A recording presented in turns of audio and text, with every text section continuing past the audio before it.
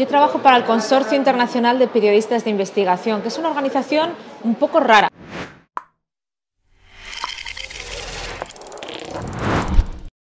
Es un medio de comunicación cuya financiación es a través de donaciones de grandes fundaciones o de filántropos, de personas individuales que nos donan. Y gracias a ese apoyo podemos hacer proyectos con tanto impacto como los papeles de Panamá, ¿no? Juntamos a 400 periodistas más o menos de unos 80 países para investigar y mirar 11,5 millones de documentos durante un año. Y allá había nombres muy importantes de personas relevantes a nivel mundial y sobre todo también para la Argentina, porque había conexiones con el ahora presidente Macri. En ese proyecto fue clave la colaboración entre periodistas, que es una de las tendencias para el futuro, pero también la tecnología. Yo soy directora, coordinadora, editora del equipo de datos y tecnología, datos e investigación del Consorcio Internacional de Periodistas de Investigación. Y este equipo es un equipo multidisciplinar en el que tenemos programadores que han estudiado ingeniería informática y periodistas que han aprendido a trabajar con técnicas de análisis de datos. Entonces es un equipo mixto muy interesante que hoy en día, para que te hagas una idea, es el 50% de la plantilla del consorcio, con lo cual esta es la gran importancia que tiene. Los Panama Papers son un ejemplo extremo de periodismo de datos, pero el proceso se puede aplicar a cualquier proyecto de periodismo de datos.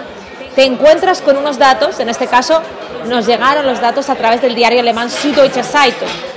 En este caso era la filtración más grande de la historia del periodismo, eran 2,6 teras, un disco duro de información, como así de grande, ¿no? Cuando te llegan los datos, lo que tienes que hacer es mirar dentro y ver lo que hay, ¿no? Si son pocos datos, claro, lo miras de una manera más sencilla. Nosotros tuvimos que utilizar a los ingenieros de computación de nuestro equipo para analizar qué tipo de archivos había, para ver qué tipo de procesos hay que hacer para poder analizarlos, ¿no? Y nos encontramos muchísimos PDFs, muchísimas imágenes, básicamente documentos escaneados que el ordenador no puede leer dentro de ellos, con lo cual enseguida nos dimos cuenta que lo primero que había que hacer era convertir esos documentos, imágenes como fotografías eran, en documentos que el ordenador pueda leer dentro de ellos, para que si hay un certificado de incorporación que dice Sunny Sunshine Limited, el ordenador lea Sunny Sunshine Limited, ¿no? Entonces eso es un proceso de reconocimiento óptico de caracteres que tuvimos que hacer de manera masiva, utilizando la nube, utilizando más de 30 servidores, de una manera muy compleja.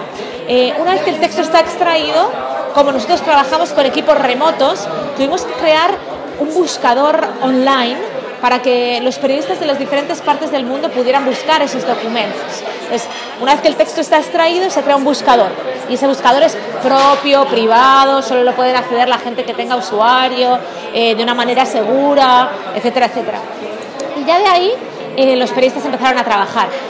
Pero también queríamos que los periodistas hablaran unos con otros, con lo cual tuvimos una plataforma, una red social propia que nos ayudaba, como en Facebook. Tú te comunicas con tus amigos, pues aquí te comunicabas con tus amigos de la investigación, es decir, con los otros periodistas de los Panama Papers, y compartías. Por ejemplo, recuerdo aún cuando un compañero mío español descubrió a Messi en los datos, ¿no? Que lo publicó y enseguida una reacción mundial, ¿no? Imagínate que te levantas y de repente alguien ha descubierto a alguien en tu país y tú estabas durmiendo y no has tenido que hacer ningún trabajo, ¿no? Con lo cual eso ayuda también a de repente descubrir el beneficio de la colaboración. Y dices, wow, no he tenido que hacer nada de trabajo y ya tengo una historia que puedo publicar en la portada de mi periódico, ¿no?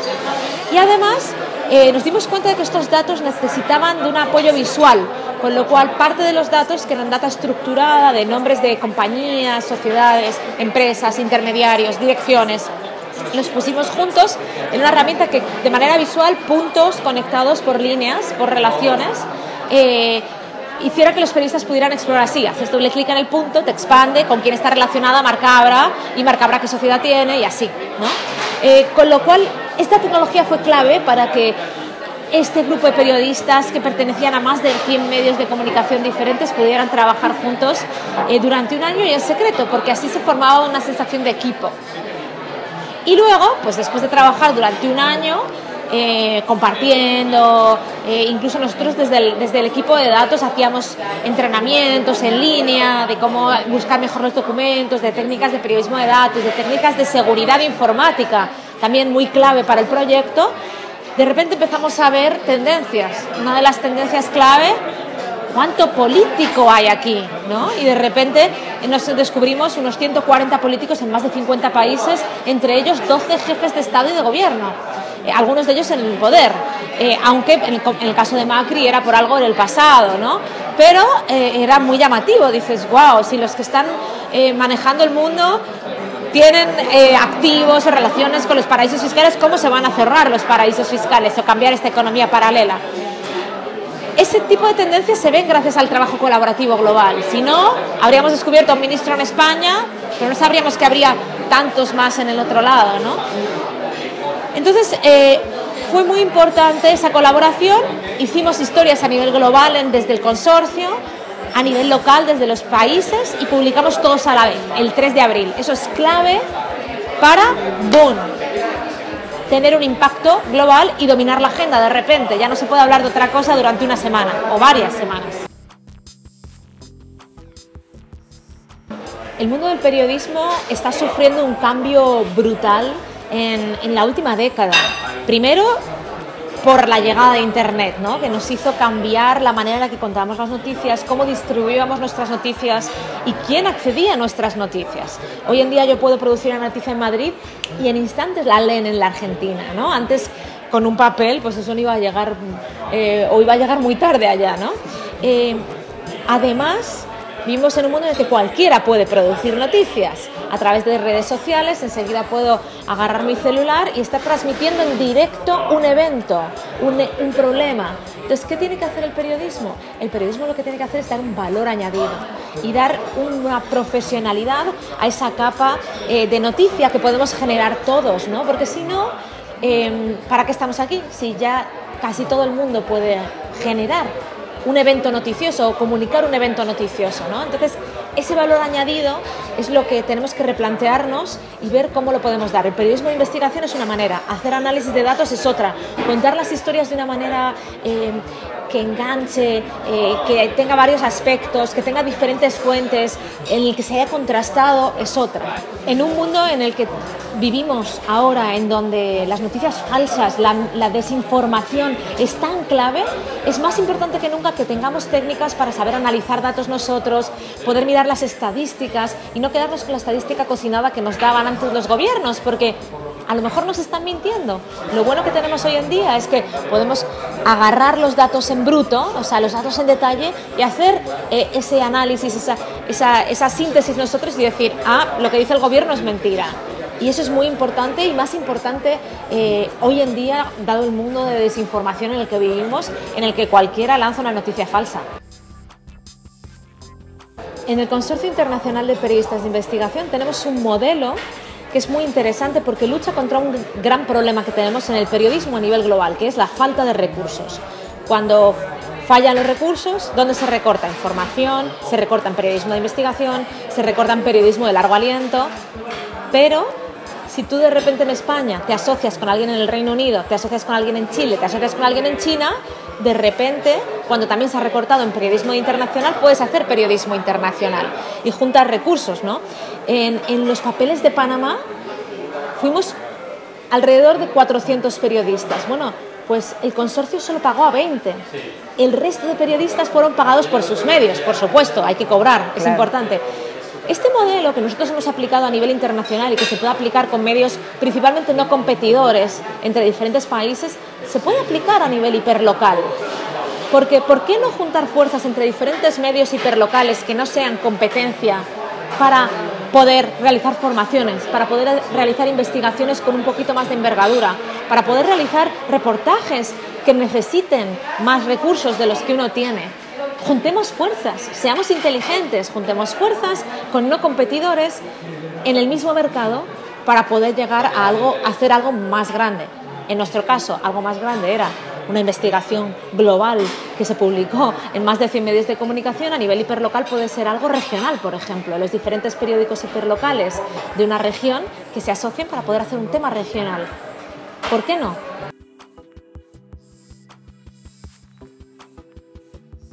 Nosotros hemos ido durante varios años al New York Times a decirles, tenemos este proyecto, tenemos esta filtración o este proyecto en el que vamos a trabajar, ¿queréis colaborar con nosotros? Y el New York Times, que es el periódico de referencia que todos miramos, nos dijo que no, que ellos no querían colaborar. No porque sean muy malos, sino porque ellos han estado en un modelo en el que no han necesitado colaborar con nadie, ellos ya tienen el nombre. Y sin embargo, publicamos los Panama Papers y ellos mismos tuvieron que lanzar una disculpa a sus lectores por no haber trabajado en los Panama Papers, y hoy en día estamos trabajando juntos porque volvieron y dijeron, wow, nos hemos dado cuenta de que el mundo ha cambiado y que ya no podemos seguir teniendo esta actitud de que somos los reyes del universo, sino que tenemos que colaborar porque el mundo es global y hay que colaborar unos con otros para hacer un mejor periodismo, ¿no? Y hoy en día, bajo la administración Trump en Estados Unidos, se están forjando nuevas alianzas y nuevas colaboraciones justamente ante este ambiente hostil hacia los medios de comunicación. Por lo tanto, yo sé que no hay idea de colaboración, yo sé que tenemos que aprenderlo, pero si el New York Times ha podido hacer ese cambio de mentalidad y ve la oportunidad en colaborar, ¿por qué no en un medio hiperlocal? ¿Por qué no darse cuenta y decir, bueno, no es lo que he hecho siempre, pero oye, mira, ahora tengo menos recursos que nunca, voy a ser inteligente y a compartir aquí el coste, a compartir la responsabilidad y vamos a sumar fuerzas?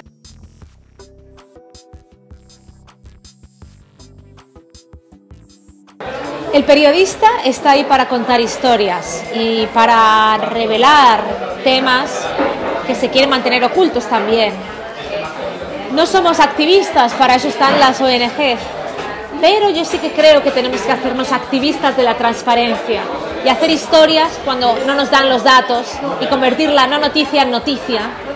Hacer historias cuando nos dan los datos y resaltar cuando los gobiernos, las autoridades lo hacen bien, y pedir y ser muy persistentes en este es mi derecho, este es mi derecho, este es mi derecho, y si no te lleva a juicio. Creo que hay casos en América Latina muy interesantes de periodistas que han hecho eso, como Yanina Senini en Costa Rica, que cuando no le daban la información les llevaba a juicio, y es a través de juicios que se acaban cambiando comportamientos. Es así de duro, pero yo creo que es nuestra labor empujar y ir reportando sobre lo que va ocurriendo. Que no te lo dan, noticia. Que te lo dan, oye, noticia.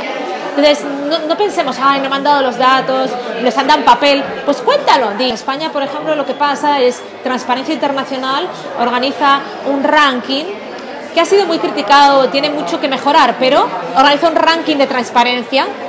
Y esto a las autoridades locales les importa muchísimo, porque es como, ¡oh!, el del pueblo de al lado, el de la ciudad de al lado, está mucho más alto que yo también, ¿no? Con lo cual eso también ayuda. Y luego, por último, es importante empujar y hacer noticias sobre la necesidad de un marco legislativo. Yo creo que vivimos en unos países, en América Latina y en España, donde si no hay ley, no hace nadie nada. Ya cuando hay ley, la gente no lo hace, pero por lo menos tener un marco legislativo. Aquí en España no había ley de acceso a la información hasta hace poco.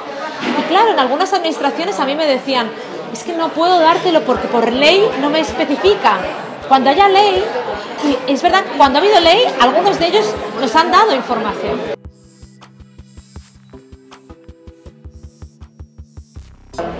Mira, yo ahora mismo tengo el móvil encendido. No sé si están escuchando. Puede ser que alguien esté escuchando esta conversación que estamos teniendo tú y yo ahora.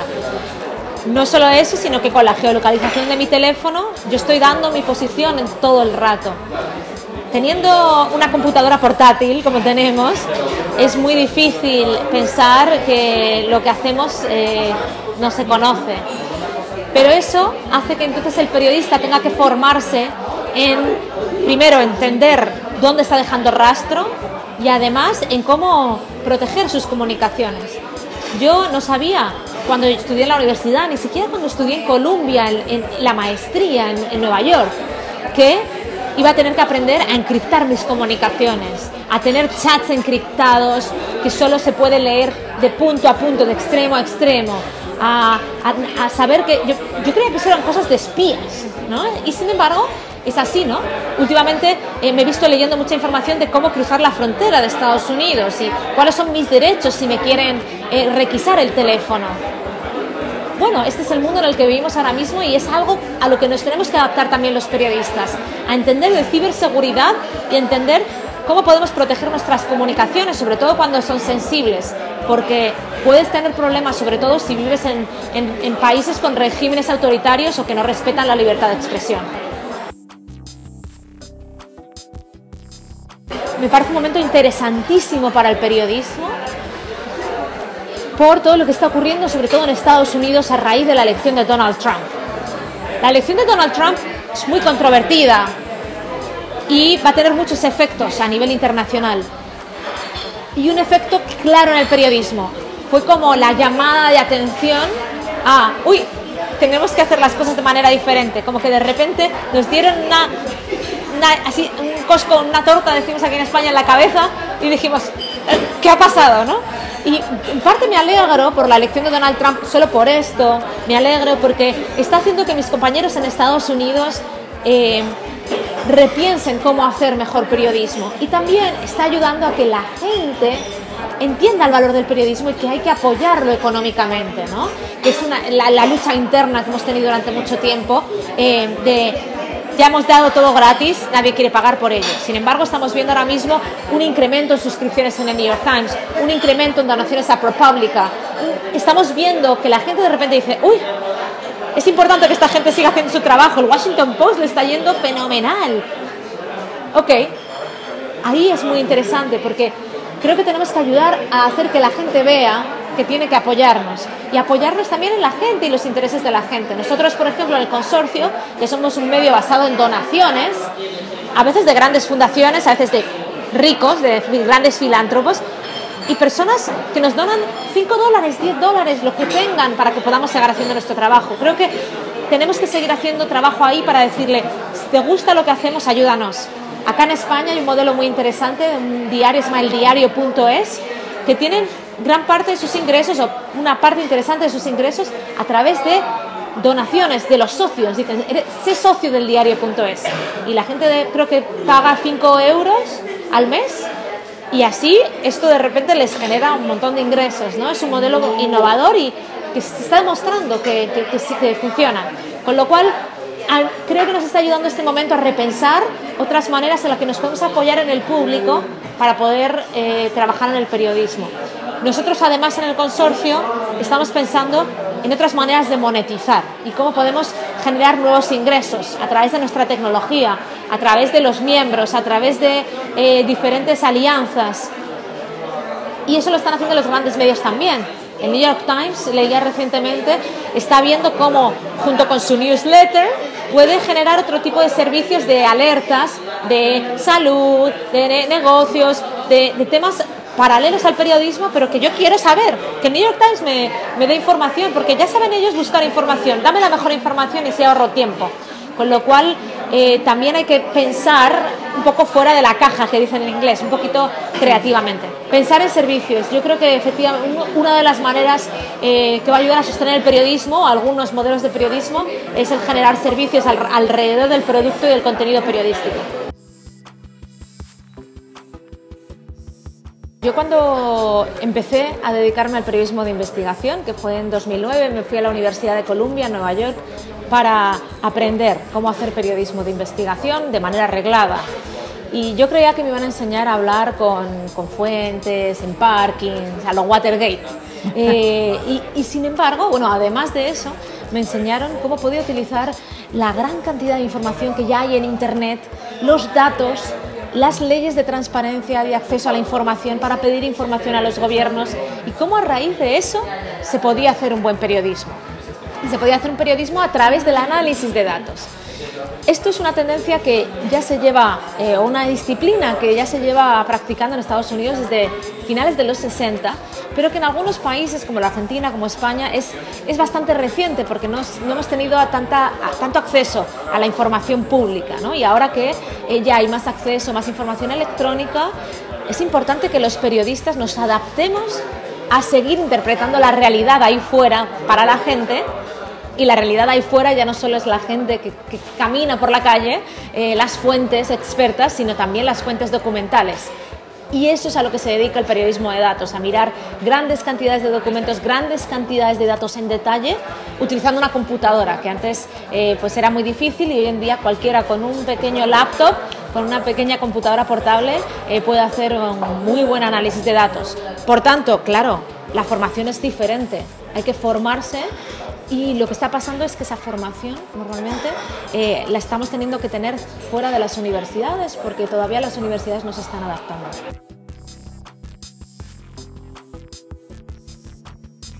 A mí me encantaría ver que los planes de las universidades, los grados que llamamos aquí en España, se adaptaran a las nuevas realidades de periodismo digital y de cómo podemos llegar a la gente utilizando nuevas herramientas de contar historias, ¿no?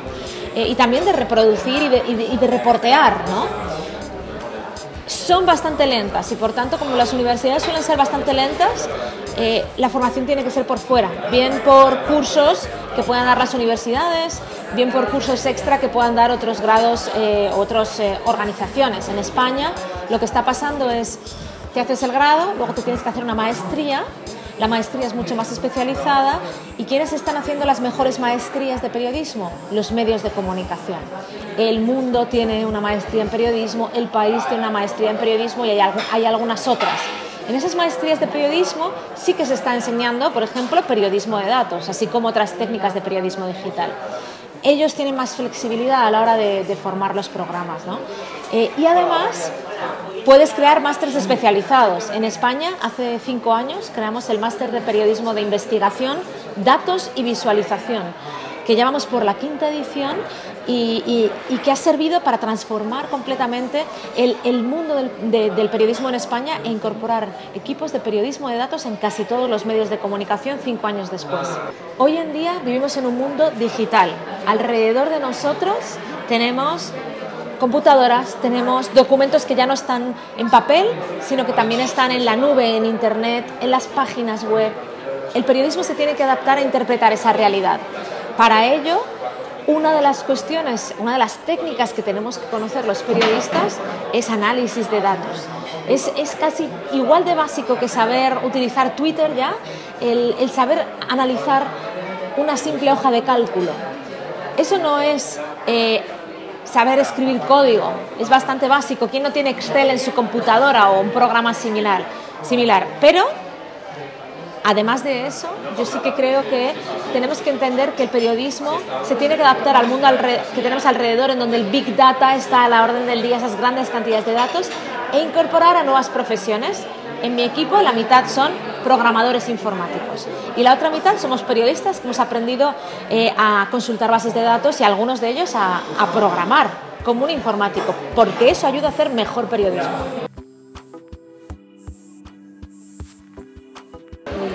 Para poder empezar a hacer periodismo de datos, lo primero es ver lo que se ha hecho. Hay trabajos fantásticos de periodismo internacional, de periodismo hiperlocal, desde finales de los 60 en Estados Unidos, con lo cual yo lo primero que haría si empezara a trabajar en periodismo de datos es ver lo que ya se ha hecho, porque de ahí seguro que me surgen un montón de ideas. Y lo segundo es tener un conocimiento básico de una hoja de cálculo y analizar una hoja de cálculo para saber, imagínate, te dan las subvenciones que ha recibido la organización local, el gobierno local, las subvenciones, y tú quieres ordenarlas para ver cuál es la subvención más grande, así no las tienes que mirar a ojo o imprimírtelas sin ver cuál es. Ordenar, filtrar, agregar, y además leería algunos conocimientos básicos de estadística, ¿no? De qué es una media, qué es una mediana, qué diferencia hay entre las dos, qué no se puede hacer, o sea, cuáles son los grandes errores estadísticos que cometemos los periodistas, ¿no? Muchas veces nos cuesta, por ejemplo, ver la variación, ¿no? El sueldo era esto en 2016, esto en 2017, ¿cuánto ha subido el sueldo? ¿No? Pues este tipo de cosas tendríamos que saberlas, ¿no? Y ya está, esa es la primera y la base. Un sitio básico al que suscribirse, si se tiene un poquito de plata, es hacerse socio del IRE, que es Investigative Reporters and Editors, la Asociación de Periodistas de Investigación de Estados Unidos. ¿Por qué? Porque tienen un organismo dentro del IRE, que es el NICAR, que es el Instituto Nacional de Periodismo de Datos. Y ellos han estado almacenando un montón de conocimiento, de tip sheets, de hojas, de trucos, de tutoriales sobre periodismo de datos durante años. Y si uno se suscribe y se hace miembro por unos $70 anuales, creo que es, realmente luego rentan mucho esos $70, porque ya tienes acceso a décadas de conocimiento. Entonces buscas y dices, ¿cómo aprender Excel? ¡Pum! ¿Cómo aprender bases de datos? Errores que cometemos a trabajar con datos. Enseguida tienes trucos. Pero también, hoy en día eso se puede hacer online también. Y también haría una cosa más, si empezara a trabajar en periodismo de datos. Miraría quién lo hace en mi país y les contactaría, les pediría consejo. ¿Por qué no? Escribirles y a ver si te responden. Yo creo que somos un grupo que nos gusta compartir bastante.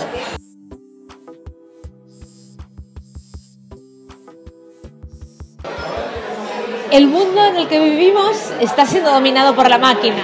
Quien no quiera verlo, quiere estar ciego. Los que lo vamos a ver, yo creo, tengo 33, creo que voy a ver un mundo dominado por las máquinas, o en donde gran cantidad de actividades estén hechas por las máquinas. Tenemos que ser inteligentes y ver cómo las máquinas nos pueden ayudar a hacer mejor nuestro trabajo. En el periodismo, por ejemplo, hemos hecho durante mucho tiempo tareas muy automáticas. Por ejemplo, sale la tasa de desempleo y el número de desempleados que hay en el país. ¿Y qué hacemos los periodistas? Corremos a rellenar una plantilla que ya tenemos, sobre todo los periodistas de radio, colocamos 2 datos y la leemos a la persona. ¿Eso por qué lo tenemos que hacer nosotros si ya lo puede hacer una máquina? Que se agarre los datos del Instituto Nacional de Estadística, rellene y, oye, esos 10 minutos, media hora que nos hemos ahorrado, en otros casos más, y esos 10 minutos nos sirven, o 10 minutos, media hora, una hora o un día, quitarnos de ese tipo de tareas nos sirve para poder hacer trabajo más en profundidad. Con lo cual yo no le veo a herramientas que hacen, por ejemplo, de escritura automatizada de textos, no le veo tanto problema, porque digo, oh, qué bien, me van a quitar de las tareas tediosas y me van a ayudar a hacer trabajo del que me gusta más.